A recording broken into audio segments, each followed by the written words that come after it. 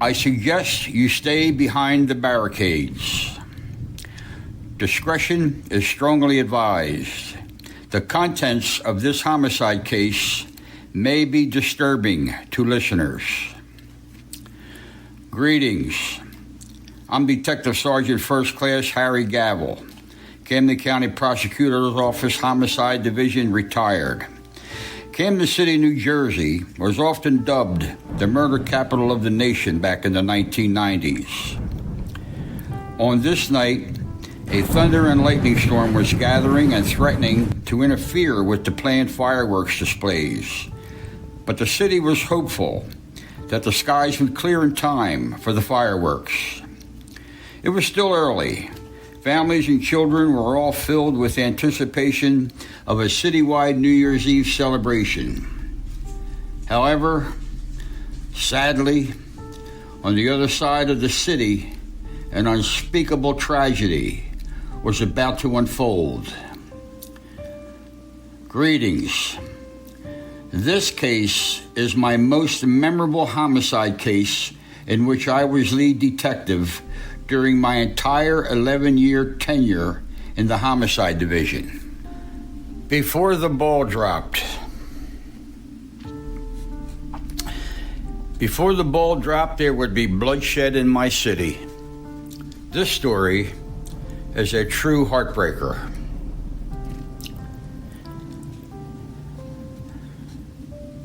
The story you are about to hear is true. The names have been changed to protect the innocent. The story itself can never be changed. The date was December the 31st. It was a Saturday night in 1995. It was also New Year's Eve. It was before midnight. I had decided to stay in the city this night as I was the first out, next on call for homicide. I knew the city. I was born and raised here. Camden, back in the 90s, was having a tough time of it. Yes, in fact, it was dubbed the murder capital of the nation, and for a good reason. It was getting knocked simple with homicides per capita. The city itself was only 10.34 square miles, but it was a badass little town. The night was very cold and crispy. It would prove to be the coldest night in more ways than one for me. In my some 50 years of police work, this night still haunts me to this day. You could hear and see fireworks lighting up the night sky in the city off in the distances. Muted celebrations were taking place across the city. Large crowds, city dwellers, and folks from the surrounding suburbs alike had been gathering at Camden City, Delaware River waterfront to watch the highly anticipated firework display, which was being hosted there this night by the Philadelphia and Camden City harbors. This display would start at approximately 9 p.m. This show sometimes involved the battleship SS New Jersey. For a $10 donation, you were able to watch the fireworks aboard the ship's main decks. The city police were busy with traffic route assignments into the park, detours, parking, security measures, and crowd control for the event. Suddenly, unexpectedly, an anonymous knock came at the front door of Dr. Tang Ho Lee. The doctor, a physician who had years before migrated from Vietnam with his family to America. They later had a daughter, now age 3, a baby girl named Kim. They lived in a home in East Camden where several of the doctor's family members who he had assisted migrate to America, all in search of a better life, were with him on this night in his home. I guess they were hoping to bang in the new year. On this night, the family was gathered in the good doctor's living room, all celebrating the new year. The house was a typical two-story Camden City row home, situated in a typical East Camden neighborhood in a brownstone house. This house had like a small banister porch with 4 steps leading up to the front door and having 2 front windows. Someone answered the knock at the front door, which now instantly became the gateway to hell. The tall intruder burst into the living room. He was indeed an imposing figure. He was strongly built, brandishing a .45 caliber Desert Eagle handgun in his right hand. He wore a tightly fitting ski mask which covered his entire head and face. He's wearing a black leather gloves, and the pistol he was brandishing was loaded with a clip capacity of 9 rounds of .50 caliber rounds, to be exact. A deadlier handgun would be hard to find. The masked gunman wasted no time. He gathered up all the family that were present and forced them to the floor, all at gunpoint. He knew who the owner of the home was, as he went to him immediately and placed his .45 caliber handgun against the doctor's head as he began to demand that all of the hostages empty their pockets and turn over their valuables to him. He demanded to know the location of the safe. Where is it? Where? He became more agitated as time passed. He demanded that the doctor open the safe and give him all of the money in his Vietnamese language. The doctor pleaded over and over again, explaining that there was no safe to be had. There was no money in the house. He began begging the gunman to please not harm him, not to harm his family. He pleaded with this intruder to no avail. This intruder was on a mission. Moments later, the intruder placed the gun directly on the doctor's head and in a nanosecond shot him through the skull, ending his life. His blood splattered on the wall, the floor, his daughter, and anyone who was lying in close proximity of him. Next, without hesitation, the now proven killer accosts the doctor's wife. He knows who she is as well. He demands the same of her. Give him all the money in the house, all the money in the safe. The terrified woman is replete, giving him the same answers. There is no safe. There is no money. Please, do not harm us. Please, I beg of you, please. She meets the same fate as her beloved husband before her. Instantly, her captor pushes his .45 against her head as he delivers one single shot through her skull, ending her life immediately. Her blood is spattered everywhere. The present family members are in complete shock. They're all terrified. I mean, can you see them there? Imagine. The killer's plan was in full motion at this time. But it wasn't going the way he envisioned. What he did not account for was that the grandmother of the family had been downstairs using a basement bathroom. When she's hearing all this commotion upstairs, she manages to escape the house by calling through a small bathroom window. Once she's out, she runs frantically to the closest neighbor's home, where she's able to get the neighbors to place a 911 call to the police. There was a language barrier. However, the neighbor understood immediately that there was a police emergency at her next-door neighbor's home. She had already heard what she believed to be 2 very loud gunshots. The killer also did not plan for the fact that the police would have a contingency of police manpower ready to respond to other emergencies needed by the residents of the city. He believed that they would be busy on the other side of town dealing with the fireworks event at the Camden Harbor on the Delaware River. Therefore, their response, in his mind, to his crime would be crippled. He also falsely believed that the Camden police would be receiving many calls of what neighbors would report as gunshots, and they would pay little to no attention to them, as it was, after all, New Year's Eve. A lot of noise all over the city. In this case, he was dead wrong. He just didn't know it yet. The police were responding to the address provided in force.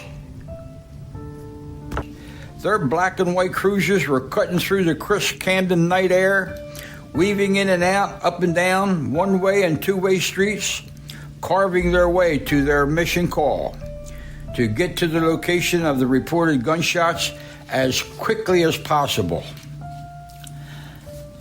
I had heard the call come in as well. I was on my way to the provided address in my unmarked county detective car. The police red and blue emergency lights were flashing and reflecting off the city's buildings and homes within the city limits as they raced to the scene of the crime. The still masked intruder, now hearing the dreaded police sirens, panics.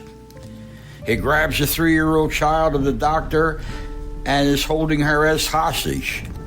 He rushes out of the home quickly with the small child in tow. As he is running up the city street away from his carnage, police cars are closing in on him as well as I was. He now sees the ensuing police cars and immediately picks out a random home and rushes up on the porch where there happens to be a porch glider in place. He sits down on the glider, places the 3-year-old child on his left knee as he holds his .45 caliber gun to his now 3-year-old hostage's head. His head and face still masked. The child is crying hysterically. He's bouncing her up and down on his left knee nervously, also trying to quell her cries and screams. The next several moments unfold in a full-fledged police standoff with an armed murderous kidnapper. The child's poor little dress and face was covered with her parents' blood. The scene put new meaning in the word intense.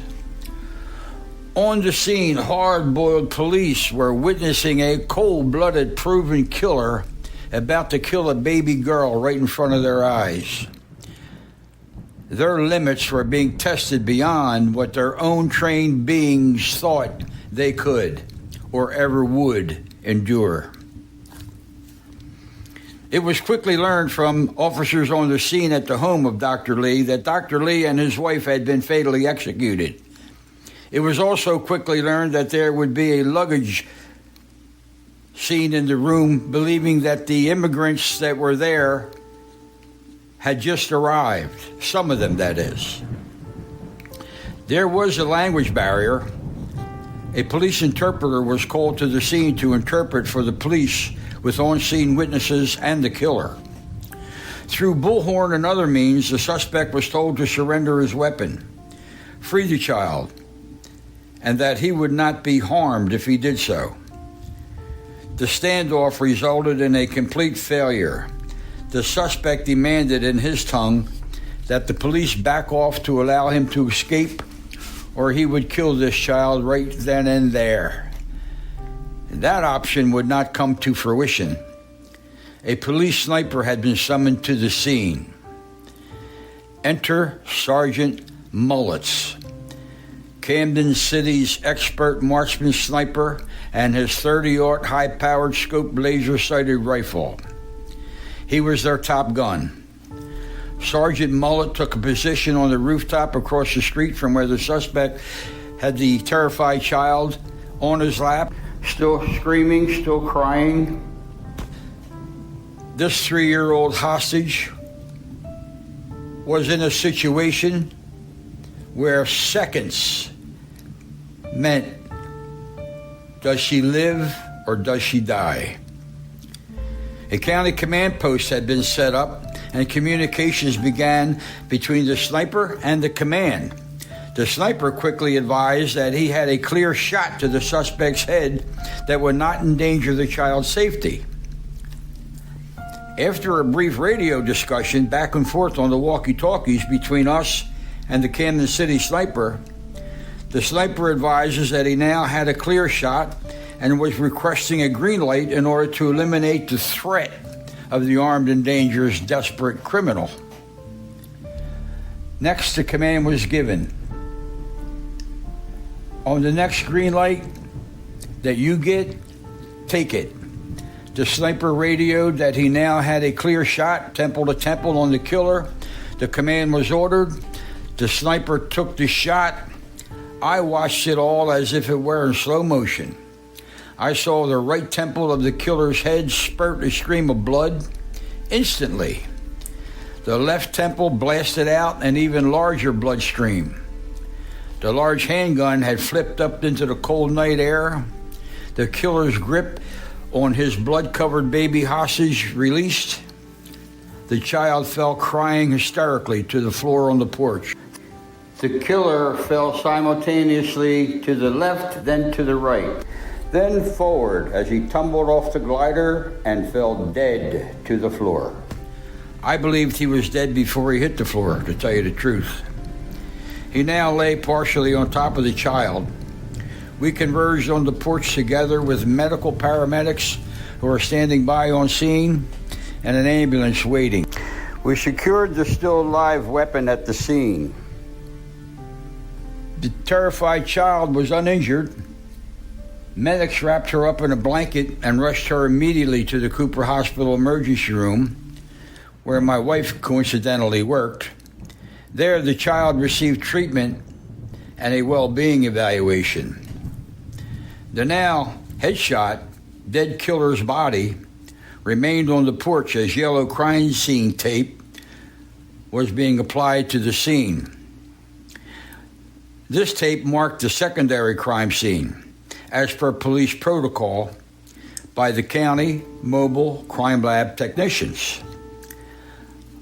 I'll go out on a limb here and say, it's just my hunch, but I bet this monster never in his wildest dreams ever could fathom that he was destined for his ride to hell on a Camden City porch glider. The dead body was eventually removed to the Camden County morgue, where it was met by the Camden County medical examiner, Dr. Robert Siegel. I attended the autopsy. The ski mask was still in place on this large unknown figure lying on the bare stainless steel cadaver table. I personally lifted the ski mask from the face of this monster and saw what to me was the epitome, the epitome of what a cold-blooded killer should look like. The unkempt couple-day-old beard and mustache growing into black stubble, the wide, flat nose, the high cheekbones with sunken cheeks, and the eyes. Yes, the eyes. I opened them. They were as black as the eyes of a great white shark. I'll never forget that image if I live to be 150 years old. Whenever I'm asked about this case in particular, the first thing I always am asked is, was the child okay? Well, I say, yeah, the child was okay. The child was attended at the emergency room by her extremely shaken but loving extended family, who eventually were able to adopt her and raise her in the most loving, normal possible way that they could. Of course, the child underwent years of medical therapy mental observation, and what she witnessed. The ordeal her tiny being went through at age 3 was nothing short of a horror story. In truth, I know that child who is in her 30s now would never truly be okay. She lost the 2 most important people in her young life in the most violent of ways. I'm sure she will never be the same. One of the harsh realities of this case, and somehow one of the most tragic, is that this Vietnamese family had worked so hard to escape a war-torn homeland, Vietnam. They migrated to America, our America, in search of something better, a safer life, a happy dream, a dream they thought would have a happy ending. And they got here. They became American citizens. The doctor helped many patients in his practice, I'm sure. They believed in their heart of hearts that they had finally made it. But in the end, it was someone from their own country, a stone-cold killer on a mission, who hunted them down and in a nanosecond shattered their American dreams forever. A doctor's family's successes in life were blindly paving the way to their tragic end. The episode you just heard recounts the details of a real homicide investigation. All information presented was taken from public court records, law enforcement files, and direct investigative experience. The names of the victims and individuals involved are used with the utmost respect, and no part of this story is intended to exploit or sensationalize their suffering. As a retired homicide investigator, I believe these stories matter, to honor the victims, to understand the truth, and to bring closure to the families left behind. Some content may be disturbing to listeners. Discretion is always strongly advised. I'm Detective Sergeant First Class Harry Gavel, Camden County Prosecutor's Office, retired. Stay tuned for more episodes from the Murder Capital.